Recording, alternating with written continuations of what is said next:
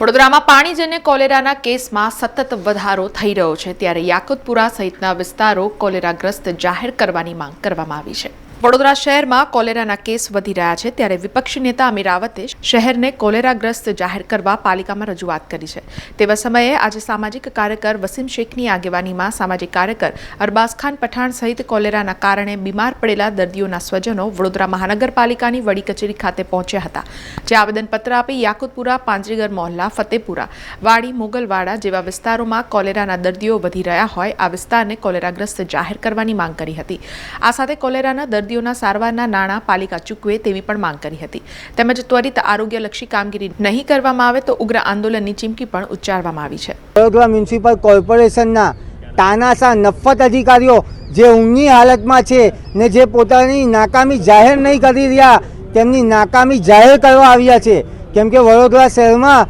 કોલેરાના દર્દીઓ આવ્યા હોય અને વડોદરા મ્યુનિસિપલ કોર્પોરેશન અને વડોદરા મ્યુનિસિપલ કોર્પોરેશનની આરોગ્ય ટીમ દ્વારા એક્સેપ્ટ કરવામાં નહીં આવતું કે વડોદરા શહેરમાં કોલેરાગ્રસ્ત દર્દીઓ છે, તો તેના પુરાવા પોઝિટિવ રિપોર્ટ જોડે આ રહ્યા।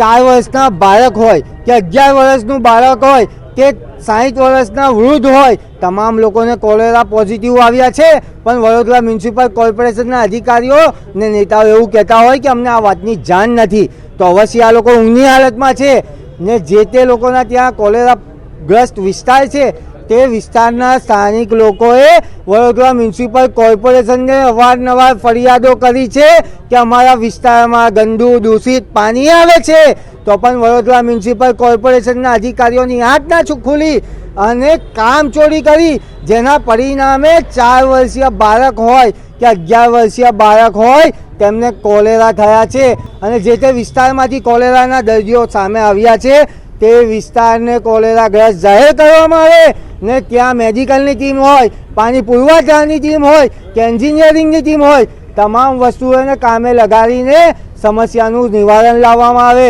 ને જો આવનારા સમયમાં નહીં આવે તો અતિ ઉગ્ર આंदोलन કરવામાં આવશે। पिछले कई दिनों से इतना गंदा पानी आता था जिसकी कोई हद नहीं, बार बार रजूआत की, उसके बावजूद भी कोई आदमी आया नहीं देखने। इसकी वजह से मेरी औरत को कोलेरा हो गया, पॉजिटिव आया, उसको हॉस्पिटल में एडमिट किया, 8 रोज हो गए,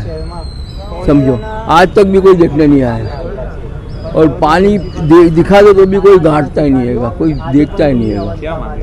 हमारे पैसे दिला दो, हमको बिलिंग दिला दो, जितना जो खर्चा हुआ कॉर्पोरेशन दे देगा। સમાચારોના સતત અપડેટ માટે TNN ન્યૂઝને YouTube પર સબસ્ક્રાઇબ કરી બેલ આઇકોન પ્રેસ કરો અને અમારી સાથે જોડાયેલા રહો Facebook, Instagram અને Twitter ઉપર।